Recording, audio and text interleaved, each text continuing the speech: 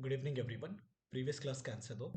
रस तरंगिणी के अनुसार और रस रत्न समुच्चय के अनुसार विष और उपविष की संख्या सुना दो कोई तो हैंड रेस करके। अंजलि बोलो। सरस तरंगिणी ने विष की संख्या 9, उपविष 11 और रस रत्समुच ने 5 और 7 बताए। 5 और 7 बताए ना।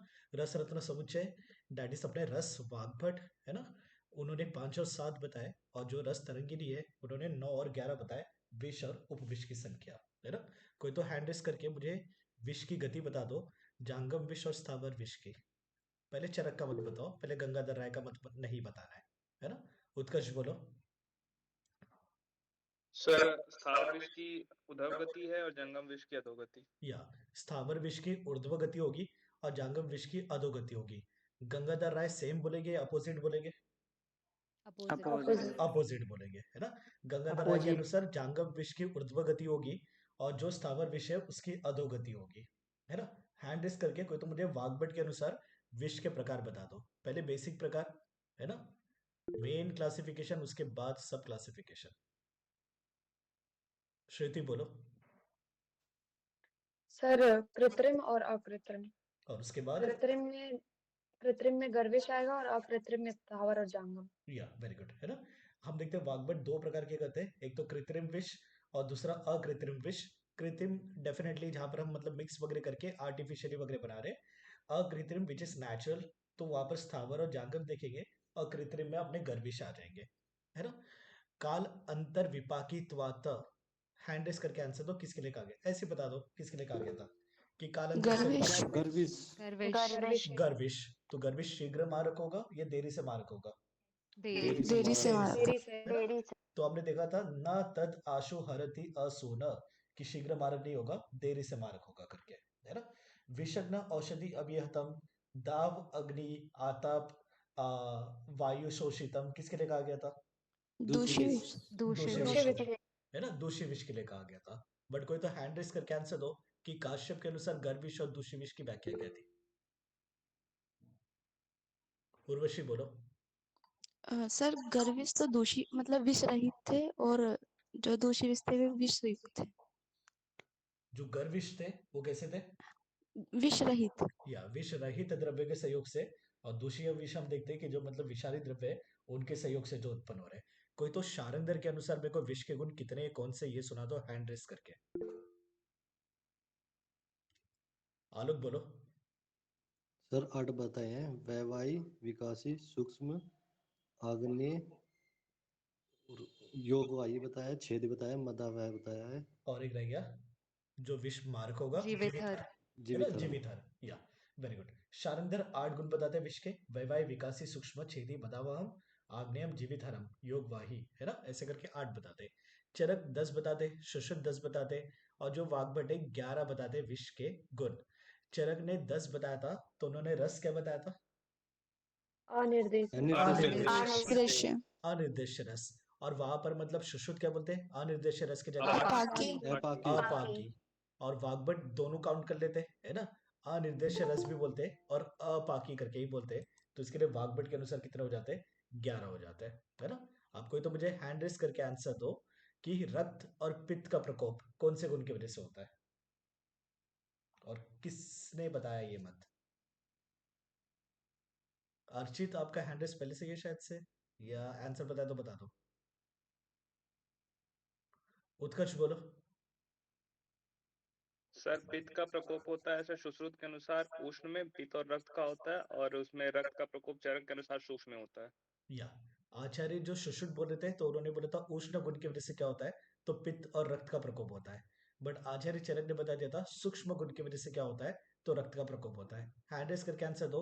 अव्यक्त रस दैट इज अनिर्देश्य रस की वजह से चरक के अनुसार क्या होगा? हर्षिता बोलो। दूषित होगा। एक तो कफ का प्रकोप होगा और भी देखा था हमने, अन्न रस में शीघ्र अनुवर्तन। अन्न रसाश्च अनुवर्तते है ना। अन्न रस में मतलब शीघ्र ही मतलब क्या हो जाएगा, तो मिल जाएगा, ऐसे करके हमने देखा था। कफ की वजह से, सॉरी अव्यक्त रस की वजह से कफ का प्रकोप हो रहा था। ये अपने को वहां पर ध्यान में रखना है, इंपॉर्टेंट। ऐसे बता दो दुष्चिकित्स्य दुरुपक्रम कौन से गुण की वजह से? लघु लघु लघु गुण। लघु गुण लघु की वजह से, है ना। मर्म बंध छिन्नति, या फिर मतलब बुद्धि मोह, कौन से गुण की वजह से?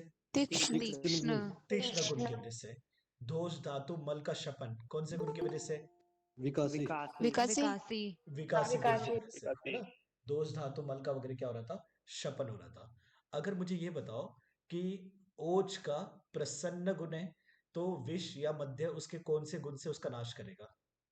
आंसू आंसू आशु, आंसू है ना। ओज का अगर स्थिर गुण है, तो विष या मध्य का उसका अपोजिट गुण क्या होगा? वैवाही, वैवाही। वैवाही है ना। वहां पर अपोजिट गुण क्या होगा? तो वैवाही होगा, ऐसे हमने देखा हुआ था। ठीक है। अच्छा मेरे को ये बता दो, हैंड रेस करके बताओ, विट्रियोलेज इस मतलब एसिड फेंकना, ओके, उससे रिलेटेड आईएनएस, बीएनएस और आईपीसी बता दो। प्रशांत बोलो। सर बीएनएस 124 और आईपीसी 326 ए और बी। या बीएनएस इस अपना भारतीय न्याय संहिता 124, या IPC we can say 326 A and B. तो मैक्सिमम पनिशमेंट जहां पर अगर किसी ने एसिड फेंका है तो कितना होगा, ऐसे बताओ। 10 year 10 years। 10 years। Yes sir है ना, 10 इयर्स की इम्प्रिजनमेंट होगी। अगर अटेम्प्ट है तो 5 to 7 इयर्स का होगा, 5 to 7 या 5 to 7 इयर्स का। अच्छा, अपने कौन से आचार्य थे जिन्होंने विष तंत्र, अगत तंत्र ऐसे 2 अष्टांग आयुर्वेद में इंक्लूड किए? काश्यप काश्यप काश्यप, काश्यप। है ना। काश्यप संहिता के अनुसार हम देखते हैं अष्टांग आयुर्वेद जब बताते हैं, तो उन्होंने विष तंत्र कौन से स्थान पे रखा है? 5वें स्थान पे। पांचवें पांचवें स्थान पे, 5वें स्थान पे। और अगत तंत्र कौन से स्थान पे रखा है? 7वें पे 7वें पे, 7वें 7वें पे रखा है। बाकी सुश्रुत, अष्टांग संग्रह, अष्टांग हृदय, इन सभी ने कौन से स्थान पे रखा है? 6 छठे। छठे पे या छठे स्थान पे रखा हुआ है। आचार्य चरक ने कौन से स्थान पे रखा है? चौथे पे। फोर्थ चौथे पे। फोर्थ और आचार्य चरक ने अगत तंत्र के लिए क्या वर्ड यूज किया है? विषगर वैरोधी वैरोधिक प्रशमन। या विषगर वैरोधिक प्रशमनम, ओके। अच्छा मेरे को ये बताओ, जांगली शब्द किसने यूज किया है? कौटिल्य ने। कौटिल्य। कौटिल्य है ना, कौटिल्य जांगली करके बोलते हैं। और जो अमरकोश है ना, अमरकोश इस अपने लाइक ऑक्सफोर्ड डिक्शनरी टाइप की, तो उन्होंने जांगुलिक वर्ड यूज किया है। बाकी वाग्भट विनोद दष्ट्रा करके बोलते हैं वहां पर, ओके। तो ये सब हम लास्ट लेक्चर में देख चुके थे। कॉन्सेप्ट्स ऑफ अगत तंत्र करके अपना पहला चैप्टर चल रहा है, जो अपने बीएमएस का एनसीआईएसएम के सिलेबस के अनुसार, उसी का हम आगे कंटिन्यू कर रहे हैं, है ना। जस्ट एक मिनट। तो विष की योनि 2 प्रकार की, वी नो, एक स्थावर एक जांगम, है ना। स्थावर इस अपना मतलब जो प्लांट बेस, ओके, और वी कैन से खनिज और धातु भी उसी में आ जाएंगे। एंड देन देयर इज अपना जांगम, दैट इज एनिमल बेस की सर्पदंश, वृश्चिक दंश, लूता दंश, ओके, मुशिक विष वगैरह, जो भी एनिमल्स वगैरह वाला आएंगे वो सभी जांगम विष में। जो भी प्लांट्स वाले और धातु विष वगैरह आएंगे, ये सब किस में आ जाएंगे? तो स्थावर विष में आ जाएंगे, है ना। तो विष की योनि कभी पूछिए कितने प्रकार के, तो बोलेंगे 2 प्रकार के, एक स्थावर योनि और दूसरी जांगम योनि, है ना। हम द्रव्य की योनि कितने देखते हैं? एनीवन? 3। द्रव्य की योनि 3 देखते हैं। यहाँ पर हम देख रहे हैं कि मतलब विष की योनि कितनी, तो 3। तो पहले हम देख रहे हैं स्थावर विष के अधिष्ठान, विच इज वेरी इंपॉर्टेंट। आचार्य जो सुश्रुत है, इन्होंने स्थावर विष के 10 अधिष्ठान बताए, और जांगम विष के 16 अधिष्ठान बताए। व्हाट इज अधिष्ठान? कि स्थावर विष अगर मतलब हम कोई प्लांट बेस ले रहे हैं, या फिर मतलब कोई मतलब खनिज वगैरह ले रहे हैं, तो उनके कौन कौन से पार्ट में विष हो सकता है करके, तो ये बताया। तो स्थावर विष के 10 अधिष्ठान है, और जांगम विष के 16 अधिष्ठान है।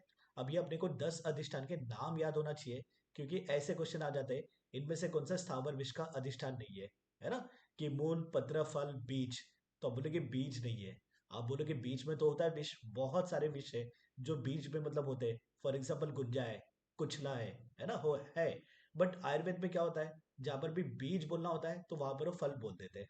बट एग्जाम में क्वेश्चन बन जाएगा, आचार्य सुश्रुत ने स्थावर विष के जो 10 अधिष्ठान बताए थे, उनमें से कौन सा अधिष्ठान नहीं माना है करके, ऐसे क्वेश्चन आ जाएंगे। तो बेटर है कि हम 10 अधिष्ठान कौन से वो याद कर लेंगे। यूजी पीजी दोनों पॉइंट ऑफ व्यू इंपॉर्टेंट है ना।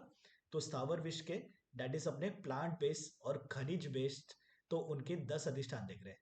मूलम, पत्रम, फलम, पुष्पम, त्वक, क्षीरम, सार एव च, निर्यासो धात्वश्च एव, कंदश्च दशमः स्मृतः। तो मूल अपने रूट, पत्र मतलब लीव्स, फल वीन ऑफ फ्रूट, पुष्प फ्लावर्स, त्वक अपने बार्क, क्षीर जो लैटेक्स हो रहा है, सार भाग उसका, तो we can say heartwood उसका, जैसे हम चंदन का सार यूज करते हैं, खदीर का सार वगैरह यूज करते हैं वो। निर्यास उसके एक्सुडेट्स, जैसे गुगुलू का निर्यास होता है, गुगुलू निर्यास इज नॉट विषारी, जस्ट एग्जांपल दे रहा हूँ। निर्यास मतलब क्या, एक्सुडेट्स, है ना। एंड धातु इस अपने जैसे जो भी स्वर्ण रजत है ना, ये सब आ जाएंगे। और कंद इस अपने ट्यूबर। ऐसे उन्होंने स्थावर विश्व के 10 अधिष्ठान माने हुए जो अपने को रट्टा होना चाहिए। ठीक है, ये तो बहुत ही बेसिक सी बात हो गई। बाकी हमने देखा था कि रस रत्न समुच्चय ने 5 विष माने थे, 7 उपविष माने थे। तो यहाँ पर रसायनों का मत भी एक हम ऐड कर लेंगे, इन्होंने भी 5 विष माने, है ना। सत्तु का कालकूट, मुस्ता, श्रृंगी और कृष्ण विष। ठीक है, आप खाली नंबर याद रखो, यहाँ पर नाम याद रखने की कोई खास जरूरत नहीं है। कि रस रत्न समुच्चय के अनुसार 5 विष थे, रसायनों के अनुसार 5 विष है, रस तरंगिनी के अनुसार 9 विष थे, और उपविष जो थे, रस तरंगिनी ने 11 बताया था, रस रत्न समुच्चय ने 7 बताया था। अब उसके बाद वेरी इंपॉर्टेंट यूजी पीजी दोनों पॉइंट ऑफ व्यू से हमने 10 अधिष्ठान तो देख लिए स्थावर विश्व के। तो टोटल स्थावर विश्व की संख्या कितनी है सुश्रुत के अनुसार, तो आप बोलोगे 55, है ना। सुश्रुत ने जो स्थावर विश्व बताए उसके 10 अधिष्ठान बताए कि कौन कौन से पार्ट में हो सकता है, और टोटल स्थावर विश्व की संख्या कितनी बताइए 55, कि कितने प्लांट से और कितने धातु वगैरह जो टोटल मतलब मिलाकर मतलब विषारी है, तो उन्होंने 55 बताए।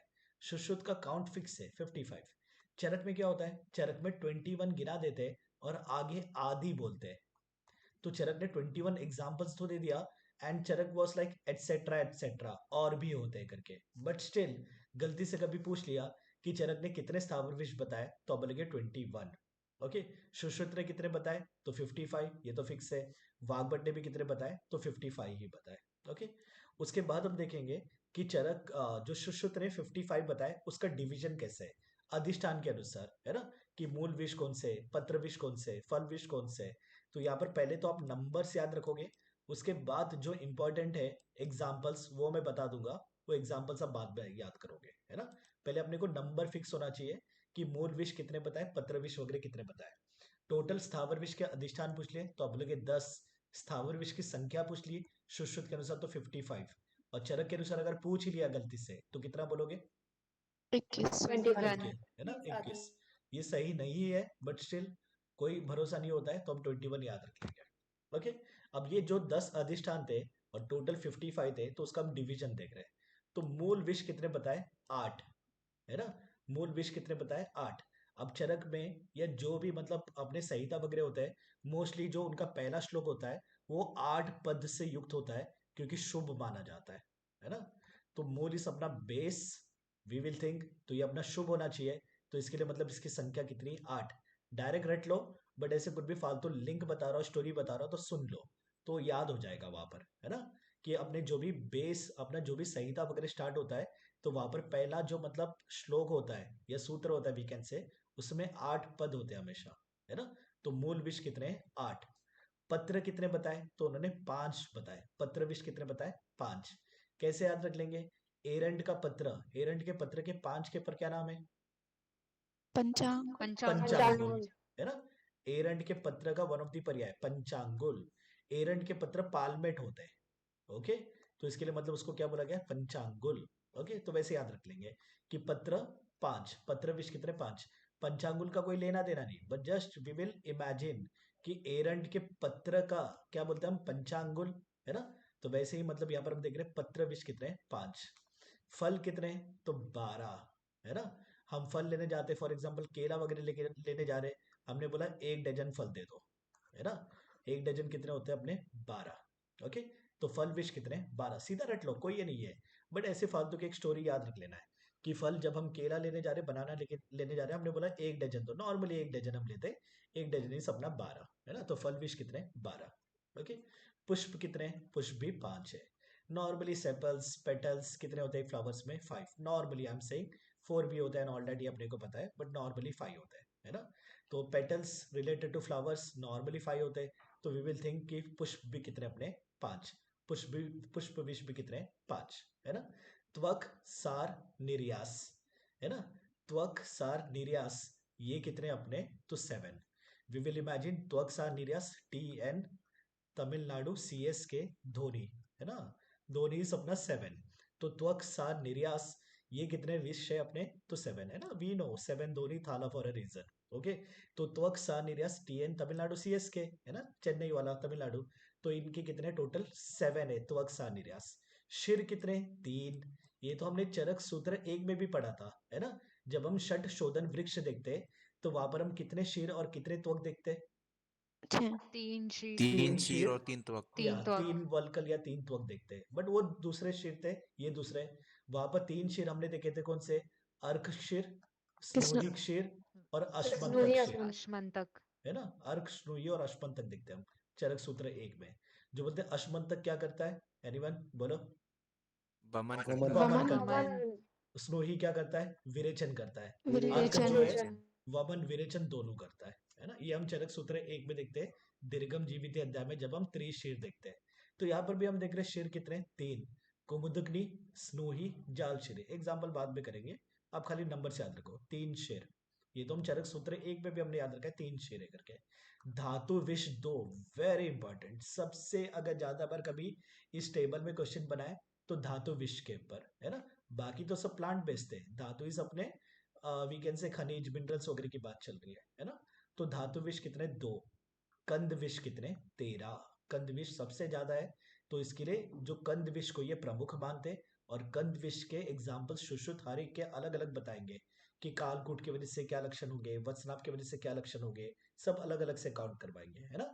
तो कभी आ गया कि आचार्य सुश्रुत ने तो 10 विष के अधिष्ठान बताए, और विष के टोटल संख्या, स्थावर विष के टोटल अधिष्ठान 10 बताए, और स्थावर विष के टोटल संख्या कितनी बताई? 55 बताई।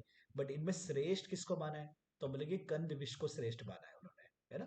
और क्योंकि कंद विष में यहाँ पर 13 है, और मैक्सिमम इनमें मतलब जो हम 10 गुण देखते हैं वो पूरे के पूरे प्रेजेंट होते हैं कंद विष में, है ना, उत्तम होते हैं all that.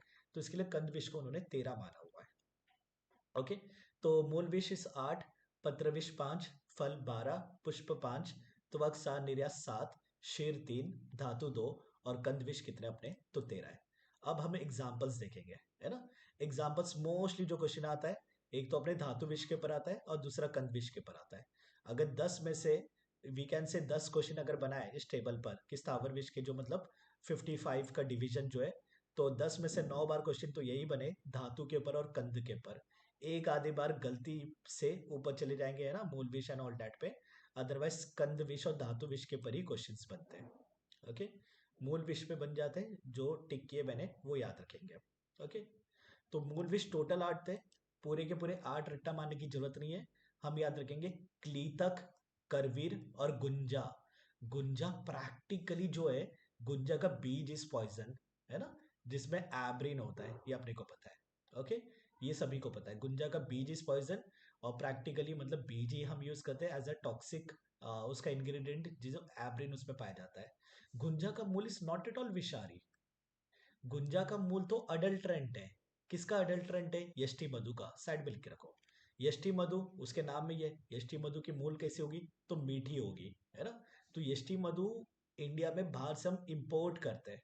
Okay, for example मतलब ईरान, अफगानिस्तान, वहां से इंपोर्ट करते हैं। इंडिया में कश्मीर, पंजाब वगैरह में हम ग्रो कर लेते हैं, है ना। तो यष्टि मधु का अडल्ट्रेंट है। अडल्ट्रेंट मतलब क्या?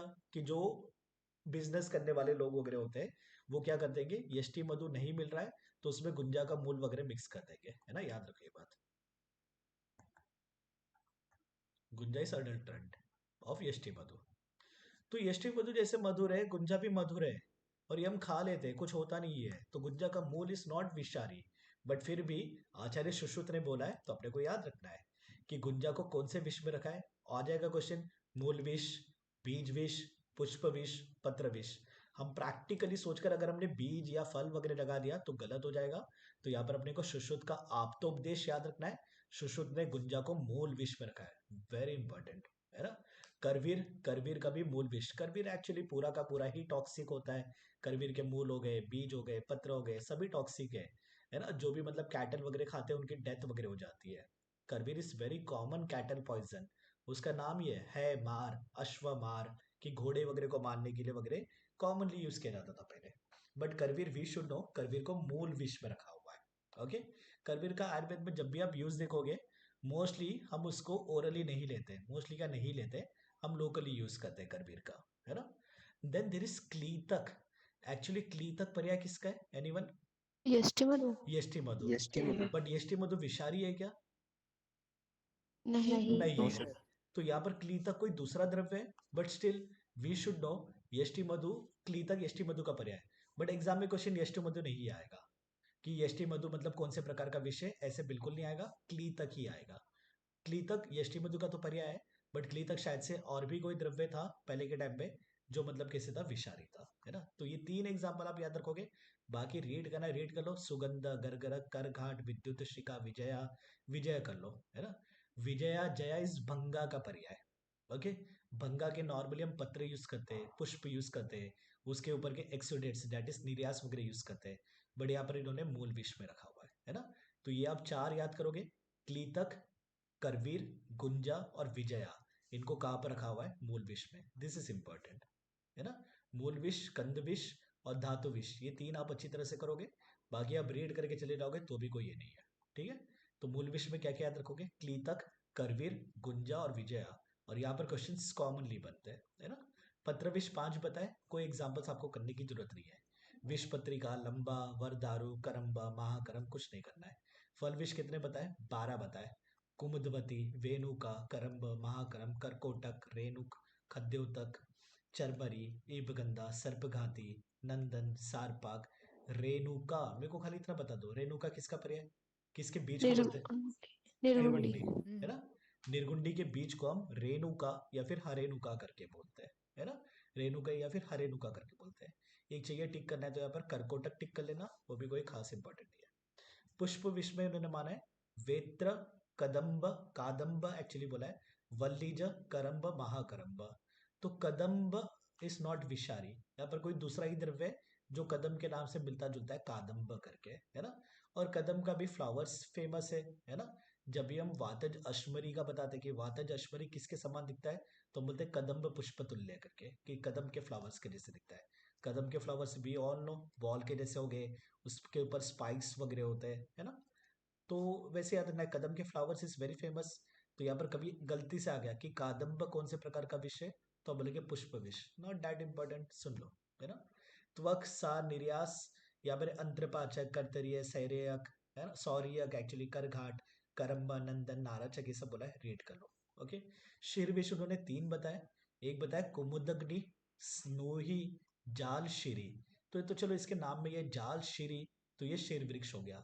स्नोही का कॉमनली हम शीर यूज करते हैं, स्नोही विरेचन के लिए हम यूज करते हैं स्नोही का शीर, है ना। तीक्ष्ण विरेचन द्रव्य, तीक्ष्ण विरेचन द्रव्य में श्रेष्ठ है, चरक सूत्र 25 में हम देखते हैं। स्नोइंग शीर इज ऑल्सो विषारी, तीक्ष्ण विरेचन है ना, तो कॉम्प्लिकेशंस होने के ज्यादा चांसेस होते हैं। तो स्नोहिक शीर कभी आ गया कि आचार्य सुश्रुत ने कौन से शीर को विषारी माना है, स्नोहिक शीर, अर्क शीर, अश्मंतक शीर, वट शीर, ऐसे वगैरह आ गया, तो आप बोलेंगे स्नोहिक शीर।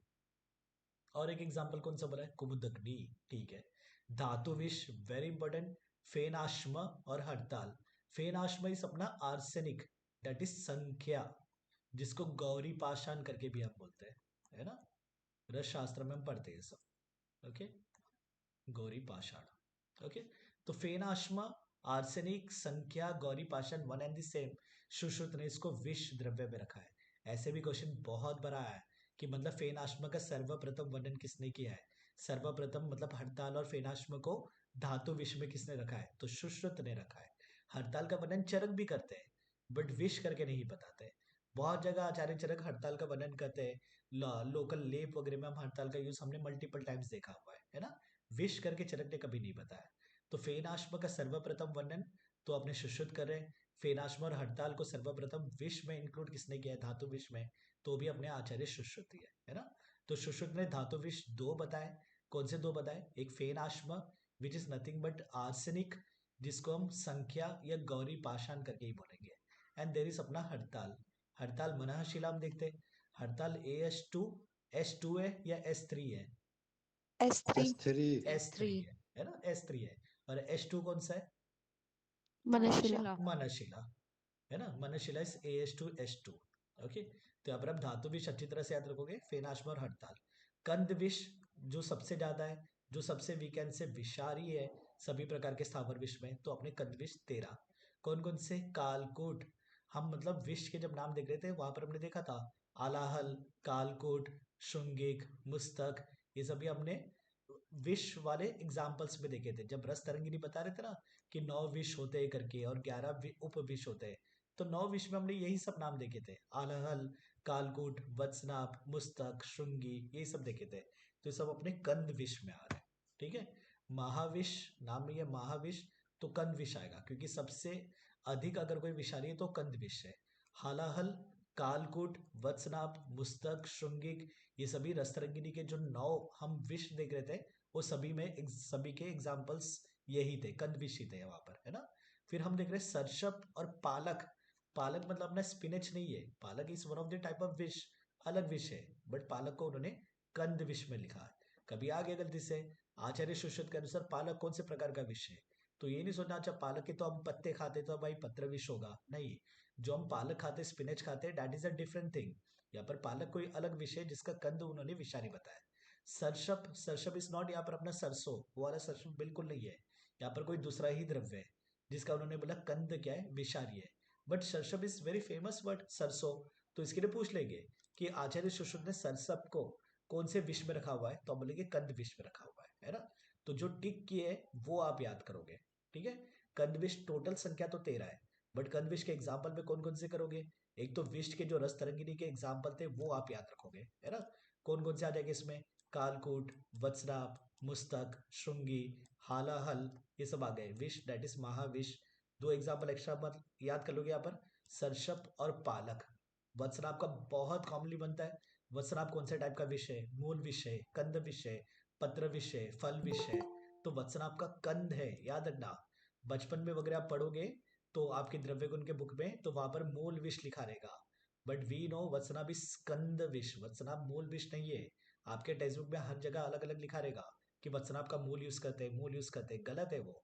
वत्सनाभ को सुश्रुत ने कंद विष माना है, ठीक है।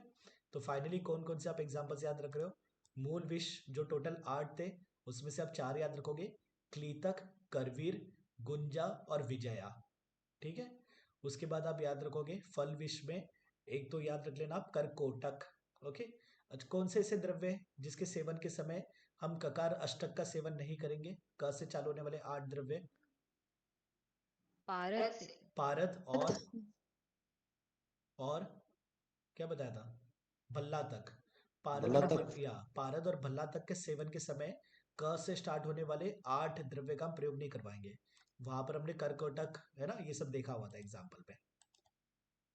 उसके बाद में पुष्प विष में आप खाली कादम्ब याद रखो, कोई ये नहीं है। शिर विष में तीनों याद कर लो, कोई नहीं। जाल शिरी तो नाम में ही है, स्नूहिस वेरी इंपॉर्टेंट यहाँ पर आ जाएगा।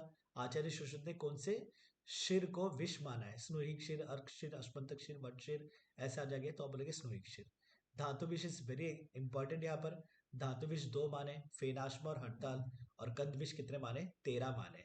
कंद विष जो 13 माने उसमें रसतरंगिनी के जो विष थे वो वाले एग्जाम्पल से मोस्टली हालाहल, कालकूट, वत्सनाभ, मुस्तक, श्रृंगी, है ना, महाविष, ये सब है। और सरसप और पालक को भी उन्होंने कंद विष माना है, ठीक है। पहले नंबर से याद रखेंगे फिर एग्जाम्पल्स। अब कुछ कॉमन भी आ रहे हैं, हम बार बार देख रहे हैं करम्ब महाकरम्ब आ रहा है। करम्ब और महाकरम्ब पत्र विष में भी है, पुष्प विष में भी है और फल विष में भी है ना।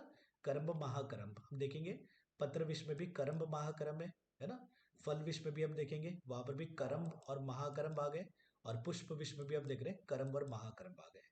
केवल करम्ब कहाँ पर आया हुआ है, तो त्वक सा निर्यास में केवल करम्ब है, महाकरम्ब नहीं है ना। तो इसके लिए मैंने यहाँ पर करम्ब टिक किया हुआ है। और जो 3 इसमें कॉमन है दैट इज करम्ब, महाकरम्ब, पत्र, पुष्प और फल विष में ये कॉमन है। तो कभी आ गया करम्ब और महाकरम्ब, इन दोनों का वर्णन आचार्य सुश्रुत ने कौन से प्रकार के विष में नहीं किया है, पत्र विष, पुष्प विष, फल विष, कंद विष, ऐसे ऑप्शन आ गए। तो बोलेंगे कंद विष में नहीं है, पत्र, पुष्प, फल, है ना, जो कॉमनली हम यूज करते हैं, पत्र, पुष्प, फल, उनमें करम्ब और महाकरम्ब के एग्जाम्पल आए। That will be very deep, general example question से यही पर बनते हैं, है ना। गुंजा, विजया, करवीर, क्लीतक, वत्सनाभ, हड़ताल, फेनाश्म, ये सब बहुत ही कॉमन क्वेश्चंस है ना। तो ये आप अच्छी तरह से करोगे। जैसे अभी हमने जांगम विष के अधिष्ठान देखे थे, सॉरी स्थावर विष के अधिष्ठान देखे थे, अभी हम जांगम विष के अधिष्ठान देख रहे हैं। स्थावर विष के अधिष्ठान कितने थे, 10 है ना। और जांगम विष के अधिष्ठान कितने, तो 16 है ना। जांगम विष के अधिष्ठान सुश्रुत बता रहे 16, वाग्भट ने बताया 16, चरक ने तो ऐसे बोल दिया था ना, जांगव विष को दंष्ट्रोत बोल दिया था और स्थावर विष को मूलज विष करके बोल दिया था चरक ने जब स्थावर विष को मूलज विष इसलिए बोला था क्योंकि मोस्टली सबका मूल यूज हो रहा था करके। चरक वाज लाइक पत्र पुष्प फल वगैरह भी यूज होते हैं, वो भी विषारी है, बट मोस्टली मूल विष होता है, तो इसके लिए मूलज करके बोल दिया था स्थावर विष को। और चरक ने जांगव विष को दंष्ट्रोत करके बोल दिया था, बोले सर्प इज इंपॉर्टेंट वहां पर, और सर्प क्या करता है, बाइट करता है, तो इसके लिए स्थावर विष को उन्होंने दंष्ट्रोत विष करके बोल दिया था। तो इसके लिए चरक के अनुसार यहाँ पर एक लिखा है दंष्ट्रा, विच इज नॉट राइट, है ना, गलत है ये कॉन्सेप्ट। ऐसे नहीं चरक ने खाली दंष्ट्रा माना है, चरक ने बोला दंष्ट्रा इज इंपॉर्टेंट, तो इसके लिए जांगम विष को दंष्ट्रोत विष करके बोल दिया। और स्थावर विष में उन्होंने बोला मूल इज इंपॉर्टेंट, तो इसके लिए स्थावर विष को मूलज विष बोल दिया। बट दैट डजंट मीन कि मतलब चरक ने केवल मूल को ही स्थावर विष माना है या केवल दंष्ट्रा को ही जांगम विष माना है, ऐसे बिल्कुल नहीं है। तो ये कॉन्सेप्ट हम छोड़ देंगे, है ना। बट वी नो सुश्रुत और वाग्भट का तो बनेगा कि सुश्रुत ने जांगम विष के अधिष्ठान कितने बताए, 16, और वाग्भट ने भी 16 बताए। 2-3 थोड़े चेंजेस होंगे, वो हम देखेंगे। पहले हम सुश्रुत के अनुसार देख रहे हैं कि सुश्रुत ने एनिमल्स में विष के अधिष्ठान 16 कौन से बताया करके, है ना। तो पहले हम देख रहे हैं दृष्टि की, जिसके आंखों में ही विष है, जो देखने पे ही मतलब जिससे विष हो जाएगा करके। निश्वास कि जिसके ब्रीथिंग में भी मतलब क्या है, तो विष है करके, है ना। ये दिव्य सर्प है अपने। वासुकी जैसे जो दिव्य सर्प होते हैं, ताक्षय, वासुकी, उनके हम देखते हैं कि दृष्टि और निश्वास में वगैरह क्या होता है, तो विष होता है। भौम सर्प में नहीं देखेंगे हम। दंष्ट्रा की मतलब जो बाइट करने वाले या फिर मतलब जिनके फैंग्स वगैरह होते हैं, जैसे अपने सर्प विष है। ओके, नख, नाखून, मूत्र, पुरुष, शुक्र, लाला इस अपना सलाइवेशन, आर्त, okay that is menstrual bleeding की बात चल रही है वहां पर। मुख संदंश बोले मुख के द्वारा जो बाइट करने वाले, ओके। तो यहाँ पर इन्होंने मुख को अलग माना है और संदंश को यहाँ पर उन्होंने अलग माना हुआ है ना। अलग अलग मत मिलते हैं, कोई नहीं है, हम मुख और संदंश को यहाँ पर अलग मान रहे हैं, जैसे संहिता में वैसे ही हम कंपेयर कर रहे हैं, कोई अपना मत नहीं लगा रहे। विष अर्दित, विष अर्दित का मीनिंग याद रखो। विष अर्दित में डलन बताते हैं, बोले गुद से जो कुत्सित शब्द निकलता है, दैट इज विष अर्दित। कुत्सित मतलब खराब सा, गंदा सा, तो गुद से कुत्सित शब्द कौन सा निकल रहा है, फ्लैटस, है ना। जो हम अधोवात को पास करें, गैस को पास करें, दैट इज विष अर्दित। ओके, विष अर्दित मतलब क्या, तो यहाँ पर डलन बोलते हैं पायु से, पायु मतलब गुद से, बोले गुद से जो कुत्सित शब्द निकलता है, कि मतलब जो गंदा सा आवाज निकलता है, दैट इज विष अर्दित। तो गंदा सा आवाज क्या निकल रहा अपना, फ्लैटस निकल रहा है, गैस हम पास कर रहे हैं, हम नहीं, जो भी मतलब यहाँ पर अपने प्राणी वगैरह के जो विष है उसमें हम देख रहे हैं। तो विष अर्दित इस अपना, तो यहाँ पर इन्होंने गुदा बोल दिया, ठीक है, डायरेक्ट गुदा नहीं है, डलन बोलते पायु से निकलने वाला कुत्सित शब्द, दैट इज विष अर्दित, है ना।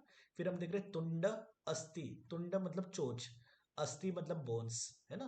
पित्त की बाइल्स, ओके, वो भी विषारी हो सकता है अपने, जैसे मत्स्य वगैरह उनके। शुक जो उनके लोम होते हैं कांटेदार वगैरह, या फिर मतलब कोई भी नुकीली चीज होगी उनपे, तो दैट इज शुक। शव की उनकी डेड बॉडी, कि फॉर एग्जांपल कीट है, सर्प है ना, ये बाइट तो कर रहे हैं, बट ये मरने के बाद उनकी जो डेड बॉडी होगी वो भी कैसी होगी, तो विषारी होगी, है ना। तो सुश्रुत ने जांगम विष के 16 अधिष्ठान बताए। श्लोक रट्टा होना चाहिए जांगम विष के 16 अधिष्ठान का और स्थावर विष के 10 अधिष्ठान का, है ना। तो 16 अधिष्ठान कौन से, दृष्टि, निश्वास, दंष्ट्रा, नख, मूत्र, पुरुष, शुक्र, लाला, आर्तव, मुख, संदंश, विषर्दित, तुंडास्थि, पित्त, शुक, शवानी इति करके बताया, है ना। तो यहाँ पर तुंडास्थि करके इन्होंने एक मानने दो, आगे जाकर तुंड और अस्थि को हम अलग अलग देखेंगे। यहाँ पर मुख और संदंश को अलग मानने दो, बट आगे जाकर हम मुख संदंश को एक देखेंगे, है ना। ये कॉन्ट्रोवर्सी है। इन्होंने क्या किया है, तुंडास्थि को एक माना है, बट आगे जब आप एग्जाम्पल देखोगे तो तुंड को अलग मानोगे और अस्थि को अलग देखोगे आप, है ना। ये अपने को मिलेगा एग्जाम्पल्स कि तुंड मतलब चोच और अस्थि मतलब बोन्स, अलग अलग एग्जाम्पल्स मिलेंगे। और मुख संदंश को लोग ने यहाँ पर अलग बता दिया, बट आगे जाकर एग्जाम्पल्स देखेंगे तो मुख संदंश के एग्जाम्पल साथ में मिलेंगे, है ना।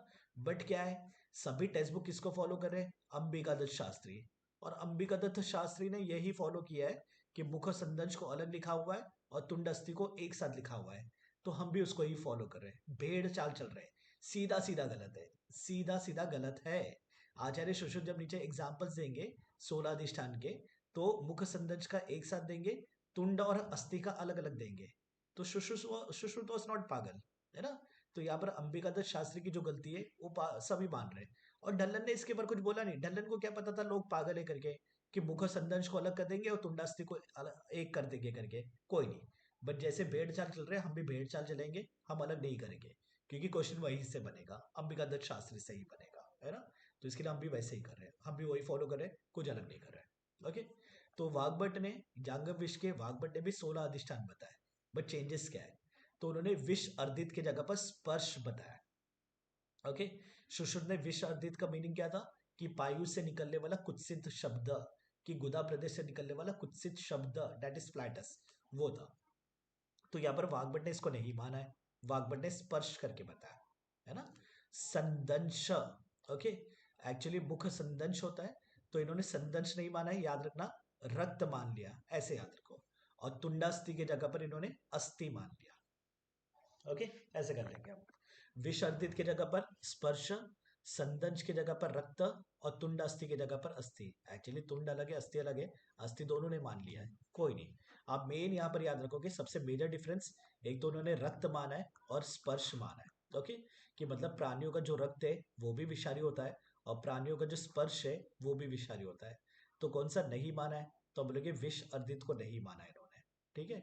और तुंडास्थि को नहीं माना है, संदंश को नहीं माना है। स्पर्श और रक्त के ऊपर क्वेश्चन बनने के चांसेस है, आ जाएगा। सुश्रुत ने कौन से जांगव विष का अधिष्ठान नहीं माना है, सुश्रुत के ऊपर क्वेश्चन देंगे ऐसे, है ना। आर्त, शुक्र, रक्त, और फिर मतलब शुक, तो बोलेंगे रक्त को नहीं माना है। सुश्रुत ने ना रक्त माना है ना स्पर्श माना है। ओके, तो जांगव विष के अधिष्ठान सुश्रुत के अनुसार भी 16 है, वाग्भट के अनुसार भी 16 है। मेजर डिफरेंस अगर हम देखने गए तो सुश्रुत ने विष अर्दित बताया था, कि गुद में से निकलने वाला कुत्सित शब्द, डेट इज फ्लैटस। वाग्भट ने यहाँ पर स्पर्श बताया। सुश्रुत ने संदंश बताया था, वाग्भट ने रक्त बताया, कर लो आप। सुश्रुत ने तुंडास्थि बताया था, वाग्भट ने अस्थि बताया। ये तो नाम नाम में कर लेंगे ना, तुंडास्थि की जगह पर अस्थि और संदंश की जगह पर रक्त करके कर लेंगे, ठीक है। अब यहाँ पर जो इन्होंने दिया है ये बहुत ही गलत है ना, तो हम अपने संहिता वाले नोट से कर लेंगे। तो यहाँ पर हम विष अधिष्ठान के अनुसार एग्जाम्पल्स देख रहे हैं। जैसे हमने स्थावर विष के 10 अधिष्ठान देख लिए थे, और उसके बाद उसके 55 एग्जाम्पल्स देखे थे, है ना। तो वैसे ही हम जांगव विष के जो 16 अधिष्ठान है उसके अनुसार एग्जाम्पल्स देख रहे हैं। This is quite important, but स्थावर विष वाला ज्यादा इंपॉर्टेंट था, है ना। वत्सना आपको कौन से विष में रखा था सुश्रुत ने, कौन सा प्रकार का विष, कंद विष, है ना। क्लीतक, विजया, गुंजा, ये सब करवीर, ये कौन से विष में थे, मूल विष। सर्षप कौन से प्रकार का विष था, कंद विष। सर्षप, पालक, ये सभी कंद विष थे। धातु विष कितने बताए थे सुश्रुत ने, दो। कौन से दो बताए थे, या फेनाश्मा और हड़ताल, है ना। दैट इज संख्या, दैट इज आर्सनिक, और हड़ताल बताया था, ठीक है। This very important. चलो अभी हम देख रहे हैं जांगव विष के 16 अधिष्ठान है, उसका हम डिवीजन देख रहे हैं। तो दृष्टि और निश्वास, एज आई ऑलरेडी सेड, ऐसे भूमि पर कोई प्राणी नहीं है जो देखकर ही, जिसको देखकर ही अपने में विष आ जाए, या जिसके निश्वास से विष आ जाए, तो ये दिव्य सर्प के लिए हम देख रहे हैं, है ना। कि दिव्य सर्प के दृष्टि और निश्वास से ही मतलब क्या हो जाएगा, तो विषाक्तता हो जाएगी। दिव्य सर्प, वासुकी वगैरह दो तक्षक है, वासुकी है, दे आदि दिव्य सर्प के एग्जाम्पल्स, है ना, जिसमें हम नत आदि अगत वगैरह देखेंगे, छोड़ दो। ओके, तो दृष्टि और निश्वास ये दिव्य सर्प है, जिनके द्वारा मतलब विष होता है करके। दंष्ट्रा मतलब अपने बाइट से, फैंग्स, जिनके बड़े बड़े हॉलो ट्यूबुलर टीथ वगैरह होती है ना, दैट इज अपने भौम सर्प, भूमि पर पाए जाने वाले सर्प, ये दंष्ट्रा, है ना, उनके फैंग्स वगैरह गड़ाकर विषाक्तता लेके आते हैं। देन वी आर सीइंग किसके दंष्ट्रा और नख दोनों में विष है, कि जिसके बाइट में और नाखून दोनों में विष है।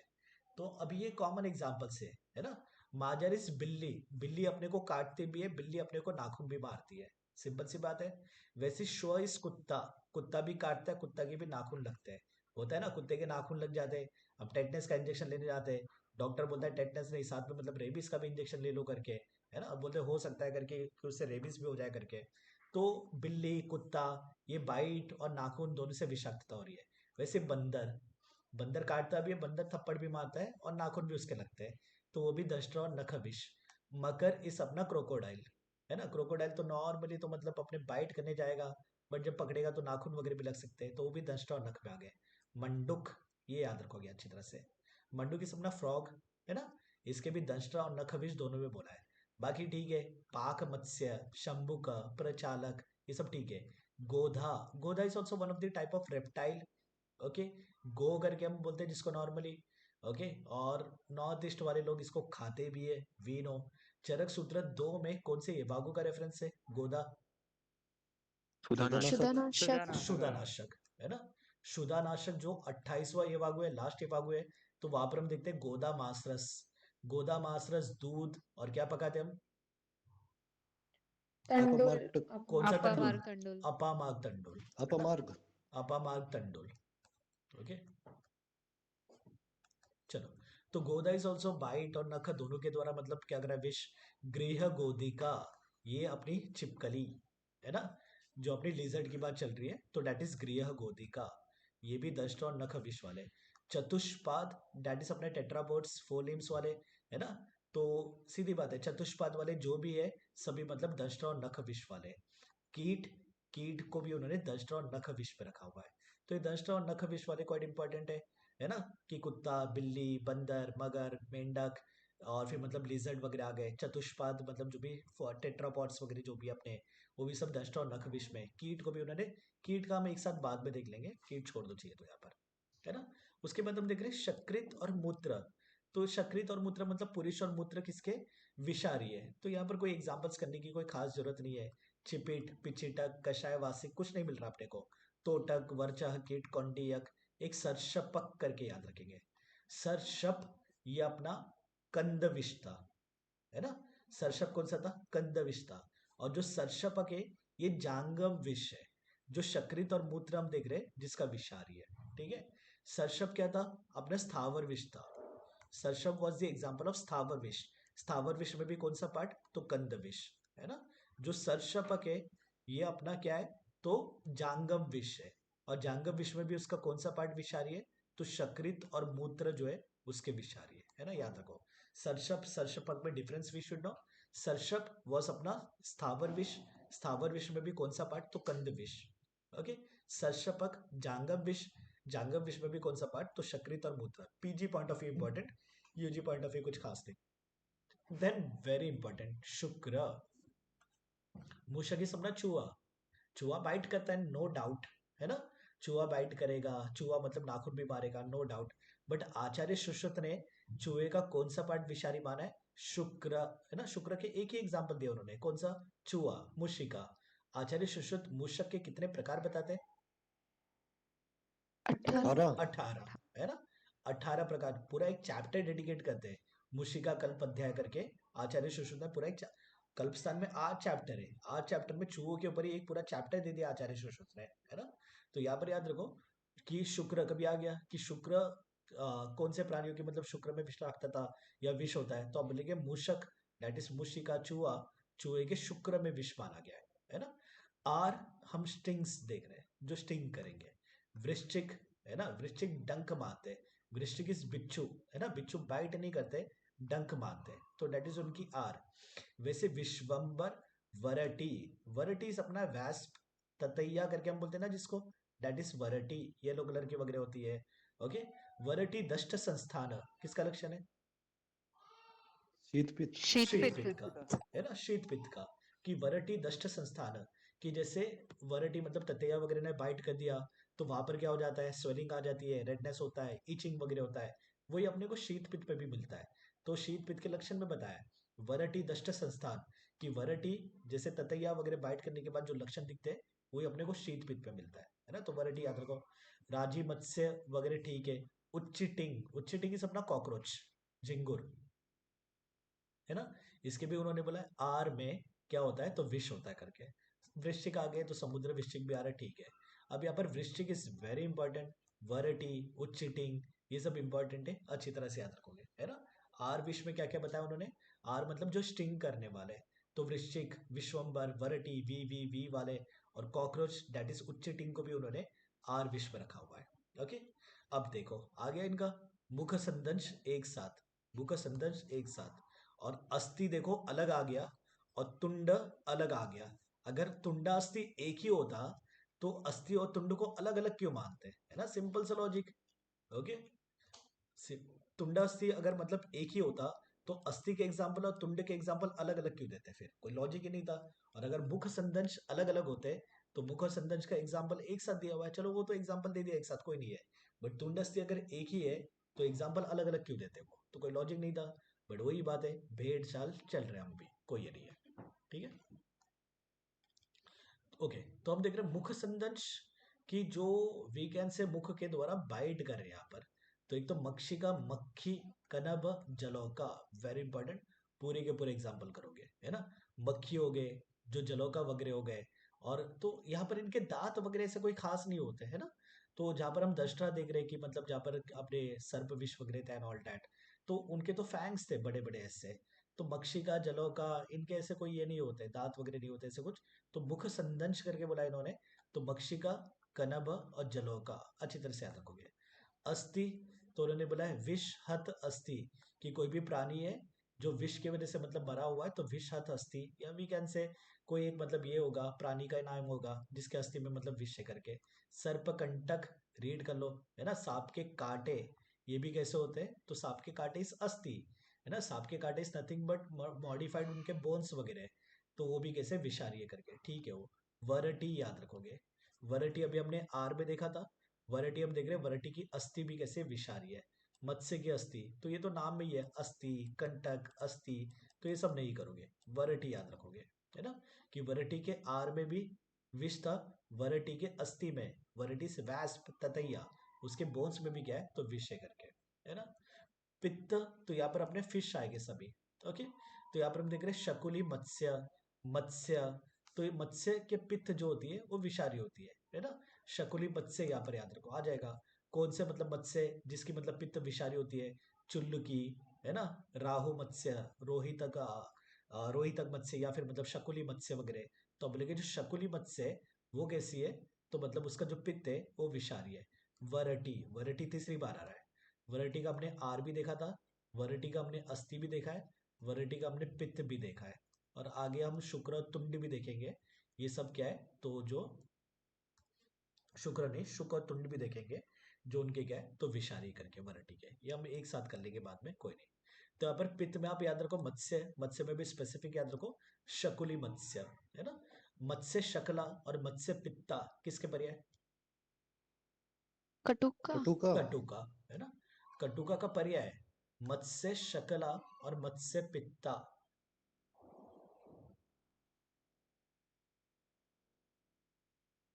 ओके, कटुका की जो राइजोम्स होती है उसके ऊपर मतलब जो उसके लेयर्स वगैरह होते हैं ना, स्किन होती है, वो फिश के गिल्स के समान होती है ना, पपड़ी जैसे निकलने वाली, तो इसके लिए उसको मत्स्य शकला बोला है।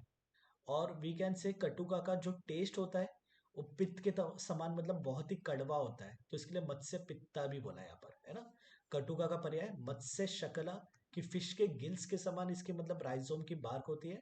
और दूसरी बात है कटुका का टेस्ट इस तिक्त रसात्मक, कड़वा। कटुका क्यों बोला है, क्योंकि इसका विपाक कटु है ना, रस कटु नहीं है, रस क्या है इसका, तिक्त है। तो इसके लिए कटुका का वन ऑफ द पर्याय तिक्ता भी है, तिक्ता, क्योंकि बहुत ही बिटर होता है वो। तो बहुत बिटर कैसे, तो बोले मत्स्य के पित्त के समान। तो मत्स्य शकला, मत्स्य पित्ता, कभी पूछ लिया किसका पर्याय, तो हम बोलेंगे कटुका का पर्याय, है ना, वी नो दिस थिंग। तो यहाँ पर हम देख रहे हैं कि पित्त में शकुली मत्स्य याद रखो, वरटी तो हम एक साथ देख लेंगे, कोई नहीं। उसके बाद हम देख रहे हैं शुक और तुंड, किस किस के शुक और तुंड जो है वो विषारी है। एक अपना उच्चिटिंगा, उच्चिटिंग इस अपना कॉकरोच, है ना, जिसका हमने आर भी देखा था, विषारी था। वरटी, वरटी भी हमने देखा था, उसका भी जो आर था दैट इज उसकी स्टिंग थी, वो भी विषारी थी। वैसे शुक, तुंड, ये भी कैसे विषारी है। अब इमेजिन कैसे कर लेंगे, अब आर मतलब स्टिंग कर रही है वो, अब स्टिंग कैसे होगी, तो नोकीली होगी। तो जिसका शुक था उसका, या वी कैन से जिसका आर विषारी था उसका शुक भी क्या है, विषारी है ना। तो हम देख रहे हैं उच्चिटिंग, वरटी, ये आर में भी आ गए थे और शुक तुंड में भी आ गए। शतपदी अपना सेंटीपीड्स नाम ही है ना, शतपदी जिसके 100 पैर है, 100 पैर मतलब मल्टीपल पैर है। सेंटीपीड्स वगैरह होते हैं अपने, है ना, मल्टीपल पैर होते हैं बहुत सारे ऐसे। ओके, इनको भी शुक तुंड में माना है। श्रृंगी, भ्रमर, भ्रमर इस अपने भौरे, ओके, इनको भी शुक और तुंड इनके मतलब माने विषारी। तो यहाँ पर भ्रमर एग्जाम्पल याद रखोगे, उच्चिटिंग, वरटी, शतपदी, है ना, ये सब याद रखोगे। शव, जिसकी मतलब लाश भी कैसे विषारी है। तो कीट, कीट के दंश तो विषारी थे, है ना, दंश नख वगैरह। और सर्प के भी कैसे थे, तो दंश वगैरह तो जे दंष्टा तो थे विषारी, बट इनकी शव भी कैसी है, तो विषारी है ना, इनकी शव भी विषारी है। हर्षिता पूछो बेटा, कोई डाउट? सर जो हमने भी श्लोक देखा था उसमें अर तो था ही नहीं। क्या नहीं था? आर स्टिंग। या कौन से श्लोक में? अच्छा, हाँ, विष के जो 16 अधिष्ठान में ना, यस, तो विष के 16 अधिष्ठान में तो उन्होंने नहीं माना है, बट एग्जाम्पल्स में दिया है, यस, ये तो है। 16 अधिष्ठान जब बताते तो वो आर बोलते नहीं वहां पर, बट एग्जाम्पल्स में उन्होंने आर दिया हुआ है, ठीक है। तो बट फिर भी आप 16 अधिष्ठान में काउंट नहीं करोगे। कभी ऐसा आ गया ना कि आचार्य सुश्रुत ने कौन से मतलब विष का अधिष्ठान नहीं माना है करके, जांगव विष के, तो वहां पर आप आर को काउंट नहीं करोगे, है ना, ठीक है। अलग से एग्जाम्पल्स तो दिया उन्होंने। और कोई? और भी किसी ने हैंड रेस किया था? हर्षिता क्लियर है? Yes sir. ओके।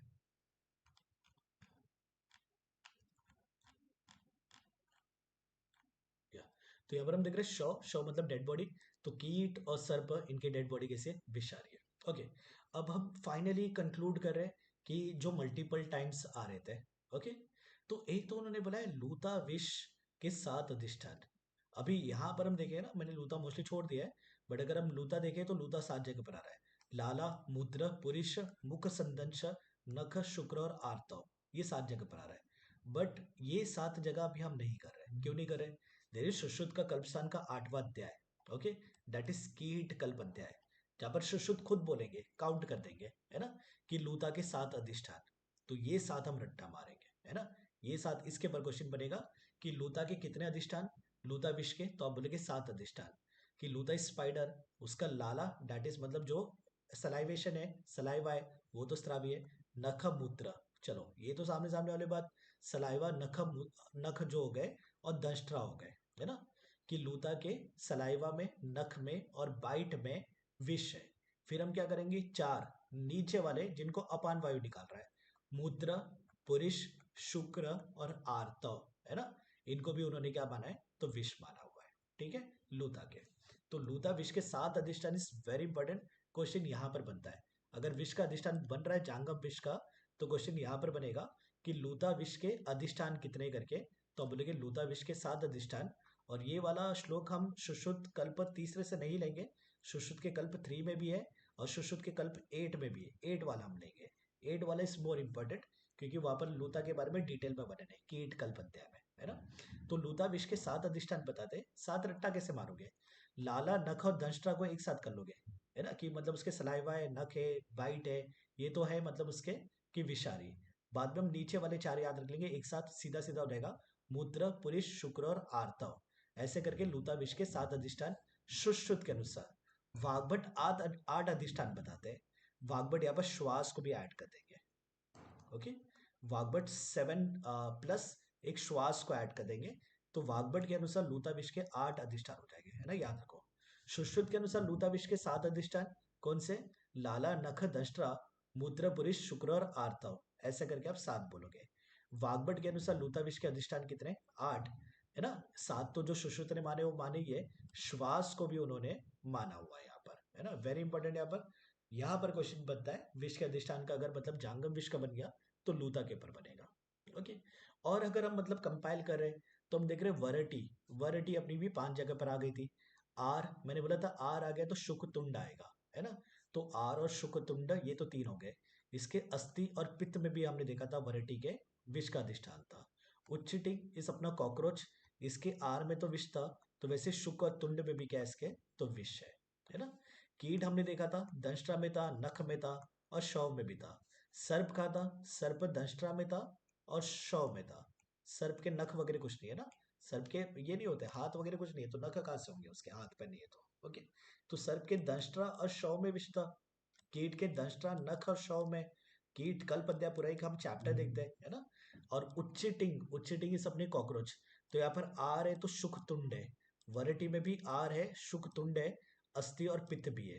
ये सब बहुत ही एक्स्ट्रा हो गए, कंपाइल करने के बाद हो गए। लूता विष का तो सीधा सीधा आता है ना।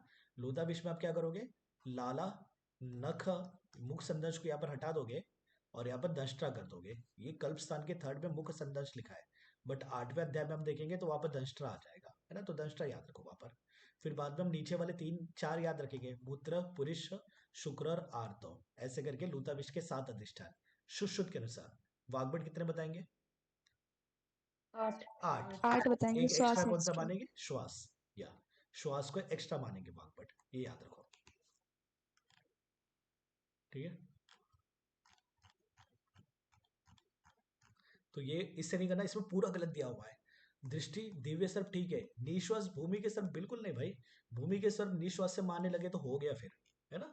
भूमि सर्प इस भौम सर्प, भौम सर्प कभी श्वास से निश्वास से वगैरह नहीं मार रहे। Okay,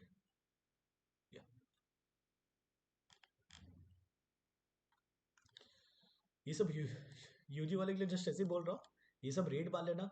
root of drug administration जो था वही रूट ऑफ अपना क्या है, तो विष या पॉइजन एडमिनिस्ट्रेशन भी है ना। रूट ऑफ ड्रग एडमिनिस्ट्रेशन को हम 2 इसमें डिवाइड करते हैं, पहले एक local route and then there is systemic route. Okay, local route वो होता है ऐसे रूट जहां पर मतलब अगर हम कोई ड्रग दे रहे हैं या पॉइजन दे रहे हैं तो जिसका मतलब ब्लड में एब्जॉर्प्शन शुड बी मिनिमल और एब्सेंट। ओके, लोकल रूट वो होता है जहां पर हम कोई ड्रग या पॉइजन देने के बाद में जिसका सिस्टमिक सर्कुलेशन में नहीं जा रहा है, जो एक तो बहुत ही कम है, ना के बराबर या नहीं जा रहा है।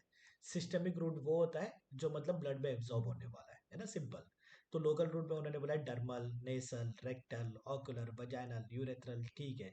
हम फार्माकोकाइनेटिक में फार्माकोकाइनेटिक, फार्माकोडायनेमिक, फार्माकोलॉजी जब देखेंगे तब देख लेंगे हम फार्माकोकाइनेटिक में कि लोकल सिस्टमिक रूट वगैरह क्या होता है। यहाँ पर खाली रीड करके निकाल लेना, है ना। सिस्टमिक में उन्होंने बोला है ओरली हम देते हैं, है ना, तो स्टमक में जा रहा है, इंटेस्टाइन में जा रहा है। देन देर इज अपने कि मतलब वेन्स वगैरह के थ्रू लीवर पे जा रहा है, लीवर से फिर हार्ट पे जा रहा है, होल बॉडी में सप्लाई हो रहा है तो ब्लड में जा रहा है। वैसे सबलिंगुअल वेन्स वो भी मतलब एब्जॉर्ब करेंगे ब्लड में। रेक्टल, इनहेलेशन, पैरेंटरल, पैरेंटरल मतलब जो इंटेस्टाइन को बाईपास करते हैं, जो इंजेक्टेबल्स वगैरह में देखते हैं, दे आर पैरेंटरल, है ना। कि सबक्यूटेनियस हो गए, इंट्राडर्मल, इंट्रामस्कुलर, इंट्रावेनस, वो सभी पैरेंटरल में जाएंगे। तो ये सब खाली रीड मान लो, कोई खास इंपॉर्टेंट नहीं है यहाँ पर। उसके बाद में आ जाओ, यहाँ पर बता रहे प्रकृति के अनुसार विष का अवस्थान, प्रकृति के अनुसार विष का लक्षण। कौन सा प्रकृति? विष का प्रकृति, अपना प्रकृति नहीं, है ना। तो बोलते सभी विष नॉर्मली क्या होते हैं, त्रिदोष प्रकोपक होते हैं, याद रखो, है ना। यहाँ पर बता रहे चरक कि सभी विष क्या होते हैं, नॉर्मली त्रिदोष प्रकोपक होते हैं। बट विष के प्रकृति के अनुसार उसके लक्षण और विष के वीकेंड से स्थान के अनुसार उसके लक्षण अलग होते हैं। अब फॉर एग्जाम्पल कोई विष कैसा है, तो वातिक प्रकृति का है, मतलब कैसा है कि रुक्ष है, लघु है, शीत है, ऐसे प्रकृति वाला है। ओके, तो वात के स्थान में जाकर क्या करेगा, तो बोले स्यात् वातिकस्य वात स्थाने कफ पित्त लिंगम इष्यतु। बोले जो वातज प्रकृति वाला विष है, दैट मीन्स रुक्ष, लघु, शीत वगैरह, वो वात स्थान में, आचार्य चरक के अनुसार वात का प्रमुख स्थान क्या है? पक्वाशय। पक्वाशय, है ना। तो बोले वात के स्थान में जाकर कफ पित्त के इशत लक्षण। अब सीधी बात है भाई, वातज प्रकृति वाला तो वातज लक्षण दिखाएगा, वातज स्थान में जा रहा है तो वातज लक्षण दिखाएगा। तो कफ पित्त के लक्षण को क्या करेगा, ये कम करेगा और वात के लक्षण को बढ़ाएगा। तो क्या लक्षण मिल रहे हैं? तृष्णा, मोह, अरति, मूर्छा, गल ग्रह, छर्दी, फेन आदि, है ना। रीड करोगे कोई नहीं। अब नॉर्मली यहाँ पर सिंगल सिंगल नहीं आएगा, यहाँ पर नॉर्मली क्या आएगा, लाइन आएगा कि तृष्णा, मोह, अरति, मूर्छा, गल ग्रह, छर्दी, फेन आदि, ये किसके लक्षण है? तो अब लगे वातज प्रकृति वाला विष वात के स्थान में जाने के बाद, है ना, कि वातज प्रकृति वाला विष होगा और अगर वात के स्थान में चले गया तो क्या क्या लक्षण मिलेंगे, है ना। यहाँ पर हम देख रहे हैं तो वातज प्रकृति का विष था और वात के आशय दैट इज पक्वाशय में चले गया, तो यहाँ पर जो पित्त और कफ के लक्षण क्या हो जाएंगे, ईशत हो जाएंगे, है ना। यहाँ पर हम देख रहे हैं कफ पित्त लिंगम ईशत तु, है ना। पित्त प्रकृति वाला है, पित्त स्थान में वगैरह चले गया तो वहां पर कफ और वात के लक्षण कम हो जाएंगे, है ना। सिंपल वही बात है कि कफज प्रकृति वाला है और कफ मतलब स्थान में चले गया तो वहां पर उन्होंने बोला देखो दर्शित वात पित्त्योच ईशत, कि वात और पित्त के लक्षण क्या हो जाएंगे, कम हो जाएंगे। सीधी बात है, जो प्रकृति वाला है, जो स्थान में गया है उसके लक्षण ज्यादा मिलेंगे और बाकी 2 दोष के लक्षण कम मिलेंगे, है ना। तो वातज प्रकृति वाला विष है, वात के स्थान दैट इज पक्वाशय में चले गया है तो पित्त और कफ के लक्षण अल्प है। पित्तज प्रकृति वाला है, पित्ताशय में चले गया है तो वात और कफ के लक्षण अल्प है। वैसे ही कफज प्रकृति वाला है, कफ के स्थान में चले गया है तो वहां पर वात और पित्त के लक्षण अल्प मिलेंगे। ये तो कॉन्सेप्ट क्लियर। अब बाकी क्या करोगे, बाकी पूरा रट्टा नहीं मारोगे, स्टार्टिंग के 2-3 वर्ड से आप याद रखोगे। तृष्णा मोह अरति आ गया तो बोलेगे ये वातज वाला लक्षण है। तृष्णा कास ज्वर आ गया तो बोलेगे पित्तज लक्षण है ना, पूरा रट्टा मत मारो। और कफज वाला तो टिपिकली कफज है ना। यहाँ पर हम देख रहे हैं श्वास, गल ग्रह, कंडू, लाला स्त्राव, वमतु मतलब छर्दी, टिपिकली कफन लक्षण है ना। तो श्वास, गल ग्रह, कंडू, लाला स्त्राव, वमतु आ गया तो कफन लक्षण है। Not that important, single word यहाँ पर बिल्कुल नहीं आएगा, यहाँ पर मोस्टली लाइन आएगा। कैसा आएगा, तृष्णा मोह अरति मूर्छा गल ग्रह छर्दी फेन आदि, ये किसका लक्षण है करके। तो बोलेंगे वातज प्रकृति वाला विष अगर वात के स्थान में चले गया तो ये लक्षण दिखेंगे। जहां पर पित्त के और कफ के लक्षण कैसे हो जाएंगे, ईशत दैट इज अल्प हो जाएंगे, है ना। तो यहाँ पर देखो श्लोक में बोला है दोष स्थान प्रकृति ही प्राप्य अन्यतमम ही उदर्यति। बोले नॉर्मली विष कैसे होता है, त्रिदोष प्रकोपक होता है ना। बट बोले जिस दोष के स्थान में गया हुआ है या जिस दोष की मतलब प्रकृति है वहां पर, तो उसके अनुसार मतलब वो क्या करेगा तो लक्षण दिखाएगा करके, है ना। बोले दोषों के स्थान एवं प्रकृति के आधार पर वो क्रियाएं करता है, दैट इज लक्षण वगैरह दिखाता है, ठीक है। तो एग्जाम में याद क्या रखना है, तृष्णा मोह अरतिस वातज, तृष्णा काश ज्वरिस पित्तज, श्वास गल ग्रह कंडू वगैरह आ गया तो बोलेगे ये कफज है करके, बस इतना करना है, कोई खास इंपॉर्टेंट नहीं है। उसके बाद हम देख रहे हैं काल और ऋतु का प्रभाव देख रहे हैं विष पर, दिस इज इंपॉर्टेंट, यहाँ पर क्वेश्चन बनेगा, है ना। वर्षा ऋतु में जो विष होता है अधिक प्रभावशाली होता है, याद रखो। वर्षा ऋतु में एग्जाम में क्वेश्चन आ रहेगा वर्षा, ग्रीष्म, शरद, हेमंत, तो बोलेंगे वर्षा ऋतु में विष अधिक प्रभावशाली हो जाएगा। यहाँ पर एजर्शन रीजन के क्वेश्चन भी बन सकते हैं, है ना। बोले वर्षा ऋतु में अधिक प्रभावशाली क्यों, बोले वर्षा ऋतु में शरीर में क्लेद बढ़ा रहेगा, गीलापन बढ़ा रहेगा, और सीधी बात है जब गीलापन बढ़ा हुआ है तो उसका मतलब जो प्रसरण होगा, फैलेगा तो बहुत ही इजीली फैलेगा। अब जस्ट इमेजिन कर लो एक ड्राई जगह है, वहां पर आप कुछ चीजें छोड़ दो नहीं फैलेगा, और वही मतलब पानी वाली जगह है वहां पर अगर आप कुछ चीजें मतलब मिक्स कर दो तो जल्दी से फैलेगा। तो वही बात है, वर्षा ऋतु में अपने शरीर में गीलापन आया हुआ है, क्लेद आया हुआ है, तो इसके लिए वर्षा ऋतु में जो विष है वो सरपति जल्दी फैलेगा, और जल्दी फैलेगा तो सीधी बात है ज्यादा एक्ट करेगा और जल्दी एक्ट करेगा, है ना। तो देखो क्या बोले, वर्षासु अम्बुयोनित्वात संक्लेदम गुणवत गतम सर्पयति, है ना। बोले वर्षा ऋतु में विष जैसे अधिक प्रभावशाली होता है, क्यों, तो बोले विष की योनि क्या है, तो बोले जल योनि है, अम्बु योनि है ना। याद रखना विष की योनि क्या बताया उन्होंने, जल को विष की योनि बताया हुआ है ना। फिर क्या बता रहे, वर्षा ऋतु में संक्लेदम गुणवत गतम, ओके। वर्षा ऋतु में अपनी शरीर कैसी है, तो मतलब गीली है, ओके। कैसे, तो बोले गुड़ के समान, ओके। तो इसकी वजह से क्या होगा, सरपति जो विष है बहुत ही इजीली फैलेगा, क्यों, गीलापन है। क्लेद मतलब क्लीनता, दैट इज मतलब वहां पर मॉइस्चर या फिर वी कैन से गीलापन ज्यादा है वहां पर, तो इसके लिए विष भी कैसा है, जल की योनि का है, तो मतलब शीघ्र फैलेगा, है ना, याद रखो। उसके बाद क्या बताए, बोले घना अत्यय, घन अत्यय। अब घने बादल कब आते हैं, तो वर्षा ऋतु में आते हैं। घन अत्यय मतलब एंड हो गए, तो वर्षा एंड हो गया, तो वर्षा एंड हो गया तो कौन सा ऋतु, शरद ऋतु। शरद ऋतु, शरद। है ना, शरद ऋतु। तो घना अत्यय किसका पर्याय, शरद ऋतु का पर्याय, याद रखो।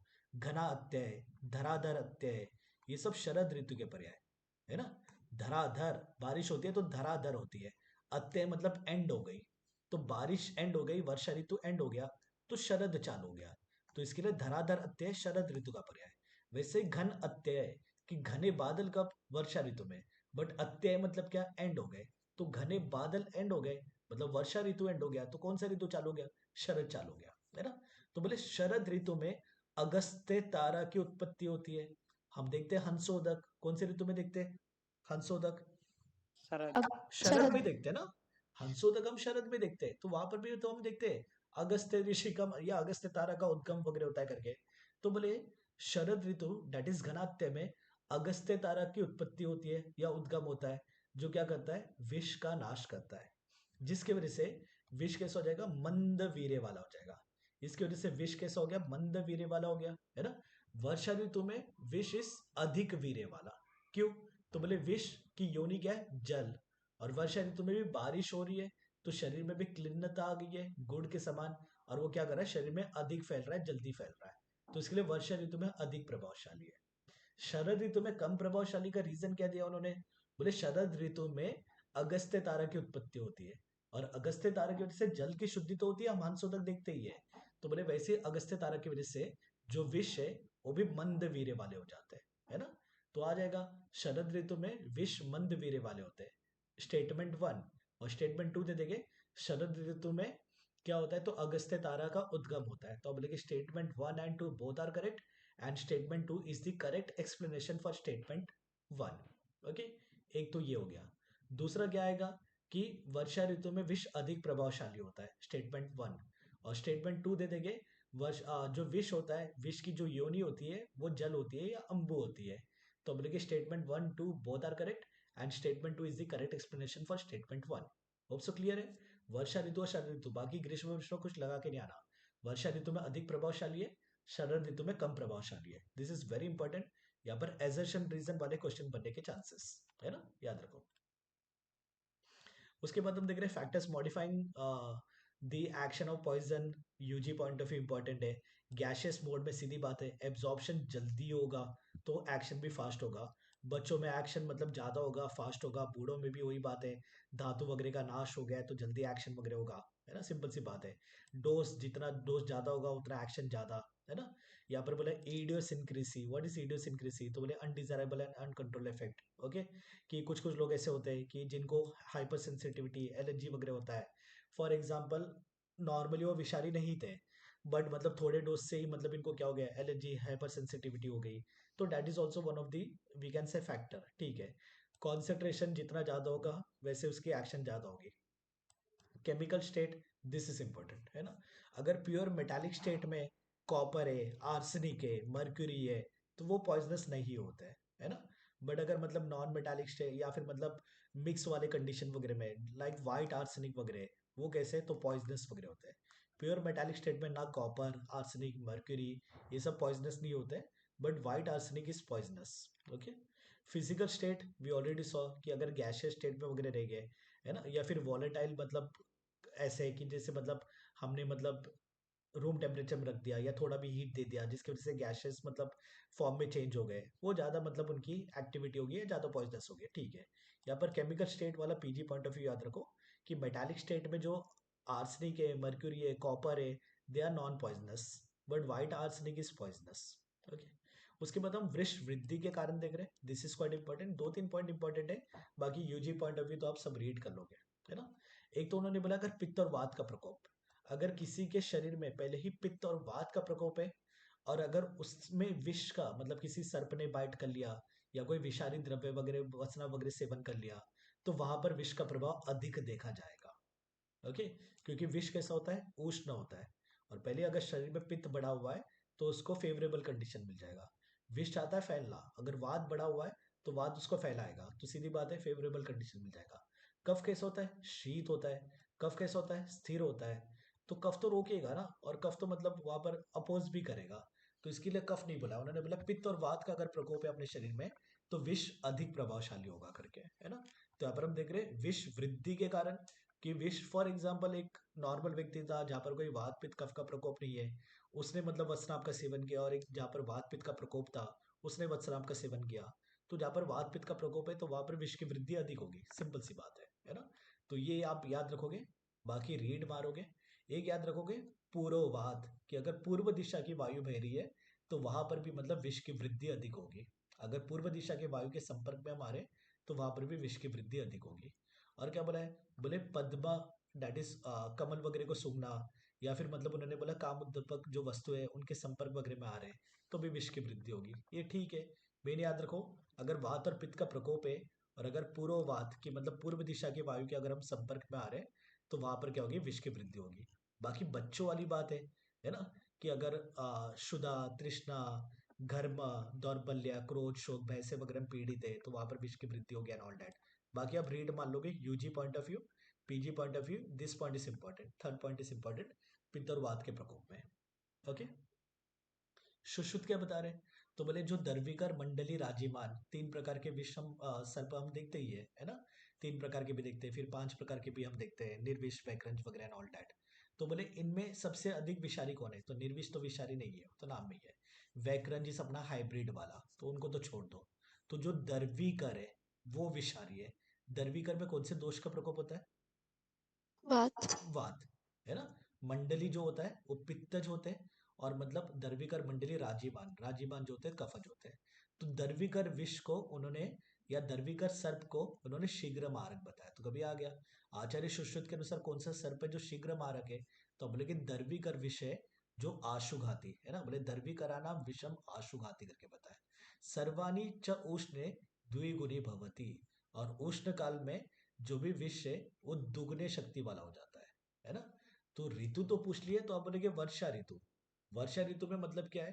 तो यहाँ पर विष क्या होता है? अधिक प्रभावशाली होता है, ये बता रहे हैं चरक चिकित्सा 23 में। और अगर ऐसे पूछ लिया कि कौन से काल में विष दुगनी शक्तिशाली हो जाता है ना, द्विगुण शक्तिशाली हो जाता है, तो बोलेंगे उष्ण काल में। उष्ण काल, ये सुश्रुत का मत है ना। सुश्रुत बोलते हैं उष्ण काल में विष क्या हो जाता है? तो दुगने शक्ति वाला हो जाता है। चरक बताते हैं वर्षा ऋतु में जो विष है वो अधिक फैलता है। बोले क्यों? बोले विष कैसा है? वे अम्बु योनि वाला है, जल योनि वाला है, और वर्षा ऋतु में अपने शरीर में गीलापन आ जाता है, गुड़ के समान गीलापन आ जाता है। तो सीधी बात है वहां पर विष अधिक फैलेगा करके, है ना। ध्यान में रखना, क्वेश्चन याद रखना है कि क्या पूछ रहा है। सुश्रुत के अनुसार पूछ लिया कि कौन से काल में, शीत काल में, उष्ण काल में, वर्षा काल में कि विष द्विगुना हो जाता है, द्विगुण शक्ति वाला हो जाता है, तो बोलेंगे उष्ण काल में। चरक के अनुसार पूछ लिया कि कौन से ऋतु में विष अधिक प्रभावशाली होता है, या कौन से ऋतु में विष अधिक फैलता है, तो बोलेंगे वर्षा ऋतु में अधिक फैलता है ना। तो चरक सुश्रुत का मत अलग अलग हम कर लेंगे। ओके, बाकी ये सब बाकी आगे बच्चों वाली बात है कि अजीर्ण, है ना, इनसे वगैरह पीड़ित होगा, बाल होगा, प्रमेह से पीड़ित है, और पित्त का जो रोगी है ना। सुश्रुत बता रहे कि अगर पित्त का रोगी है और अगर प्रमेह का रोगी है तो वहां पर भी विष क्या होगा? तो अधिक प्रभावशाली होगा करके, है ना। अत्यधिक बढ़ेगा, विष के वेग अधिक बढ़ेंगे। तो यहाँ पर याद रखो पित्त के रोगी और प्रमेह में विष के वेग अधिक बढ़ेंगे। बाकी दुर्दिन वगैरह भी नो कि आकाश में बादल वगैरह छाए हुए, तो वहां पर तो अधिक बढ़ रहे हैं, नो डाउट। ओके, पहले हम अष्टांग हृदय का मत देख चुके थे। पित्त और वात का प्रकोप होगा तो विष की वृद्धि अधिक होगी, और सुश्रुत ने बोल दिया कि अगर पित्त का रोगी है तो वहां पर विष की वृद्धि अधिक होगी करके, है ना। सुश्रुत के अनुसार पित्त का रोगी होगा तो, और मतलब वाग्भट ने बोल दिया था कि वात और पित्त का अगर प्रकोप है तब उन्होंने बोल दिया था। ठीक है, बाकी दुर्दिन, गर्भिणी, बिरबिनी ये तो हम पहचान लेंगे, इसमें कोई बड़ी बात नहीं है। गर्भिणी है तो डेफिनेटली वीक वगैरह होगी, वृद्ध व्यक्ति है तो भी वीक वगैरह से होगा, क्षुधा तृष्णा से पीड़ित है तो भी वीक होगा, तो वहां पर तो विष की वृद्धि अधिक होगी, नो डाउट, है ना। स्पेसिफिक याद रखना है। वाग्भट बता रहे थे वात पित्त का प्रकोप, और सुश्रुत बता रहे थे पित्त का रोगी। ओके, सुश्रुत ने बता दिया उष्ण काल में क्या होगा? तो विष दुगना शक्ति वाला होगा। चरक ने बता दिया था विष अधिक प्रभावशाली, अधिक फैलने वाला कब होगा? तो वर्षा ऋतु में। सुश्रुत ने बता दिया सर्प में जो दर्वी का सर्प है वो कैसा है? तो शीघ्र मारक है करके, है ना। उसके बाद हम देख रहे हैं विष संकट, दिस इज इंपॉर्टेंट, है ना। विष संकट इज लाइक विष के लिए फेवरेबल कंडीशन, कि सभी मतलब विष के लिए अगर फेवरेबल कंडीशन एक साथ हो गए तो वहां पर 100 में से एक आधा ही मतलब बचता है, ऐसे करके बता रहे अष्टांग संग्रह बता रहे अपने वृद्ध भागवत, है ना। तो बोले विश्व प्रकृति काल अन्न दोष दुष्य आदि संगमे, कि अगर विश्व की प्रकृति काल अन्न दोष दुष्य आदि एक साथ आ गए तो उसको हम विश्व संकट करके बोलेंगे, है ना। तो यहाँ पर हम देख रहे हैं कि विष की प्रकृति पित्त प्रकृति, अगर पित्त प्रकृति वाला है तो, है ना। उसके बाद हम देख रहे हैं काल, वर्षा, ग्रीष्म नहीं है यहाँ पर, वर्षा याद रखो, है ना। यहाँ पर जो अष्टांग संग्रह के टीकाकार है उनका मत मैं बता रहा हूँ, हिंदू वगैरह तो बोलते हैं वर्षा ऋतु में। अन्न उन्होंने बोला कटु रस, तीक्ष्ण आहार, तिक्त रस भी नहीं है, ये टीकाकार का मत है। अष्टांग संग्रह ने इतना बोल के छोड़ देता, है ना, कि विष के अनुसार अगर प्रकृति होगी, काल होगा, अन्न होगा, दोष दुष्य आदि का एक साथ अगर संगम हो रहा है तो उसको विष संकट बोलेंगे, है ना। तो बोले विष के अनुसार प्रकृति मतलब पित्त प्रकृति का अगर कोई है, विष के अनुसार काल मतलब अगर वर्षा ऋतु में है ना, अन्न मतलब जो कटु रसात्मक द्रव्य सेवन करता है, तीक्ष्ण आहार करता है, फॉर एग्जाम्पल जैसे सरसों वगैरह खा रहा है, दोष कि उसके शरीर में पहले ही पित्त दोष का प्रकोप है, दुष्य की रक्त की दुष्टि वगैरह है, तो वहां पर क्या होगा? विष संकट होगा करके, है ना। तो विश्व संकट का कॉन्सेप्ट बताने वाले अपने अष्टांग संग्रह चरक और सुश्रुत नहीं बता रहे। तो यहाँ पर बता रहे अगर विष के समान प्रकृति है, काल है, अन्न है, दोष दुष्य है, और इन सब का संगम हो गया तो उसको हम विष संकट करके बोलेंगे। तो विष के अनुसार प्रकृति मतलब अगर जो रोगी हो पित्त प्रकृति का है, वर्षा ऋतु में अगर उसने विष का सेवन किया या फिर मतलब कोई बाइट बीट हो गया, और जो रोगी है वो कटु आहार करता है, तीक्ष्ण आहार वगैरह करता है, जैसे सर्पशप वगैरह, तो वहां पर भी विष संकट हो रहा है। और अगर पित्त दोष का प्रकोप है, रक्त की मतलब दुष्टि है, तो ये सब अगर एक साथ आगे संगम हो गया तो विष संकट करके उन्होंने यहाँ पर बताया है ना। यहाँ पर वी विल स्टॉप। आगे जो विष के वेग वगैरह बताए कि सुश्रुत ने, चरक ने वगैरह, सुश्रुत बताया कि स्थावर विष के 7 वेग, चरक बताएंगे 8 वेग, ये तो मनुष्य की बात हो गई। फिर बाद में बताएंगे कि पशुओं में 4 वेग, पक्षियों में 3 वेग वगैरह बताएंगे चरक, है ना। उसके लक्षण इंपॉर्टेंट है। यूजी पॉइंट ऑफ व्यू तो ठीक है, इंपॉर्टेंट है ही। पीजी पॉइंट ऑफ व्यू यहाँ पर क्वेश्चन ज्यादा बनते हैं कि विष वेग के लक्षण और विष वेग की चिकित्सा, बहुत ही कॉमन क्वेश्चन है। अगर पूरे अगत तंत्र का सबसे इंपॉर्टेंट पार्ट अगर हम बोल दे कि जहां पर क्वेश्चंस बनता है वो विष वेग के लक्षण और विष वेग की चिकित्सा है, जो अपने को रट्टा होना ही चाहिए, जहां पर क्वेश्चंस बनते ही बनते हैं। पहला क्वेश्चन है वो हमेशा यहीं पर बनाएंगे विष वेग के ऊपर, जो हम कल देखेंगे, है ना। कोई डाउट यू कैन आस्क।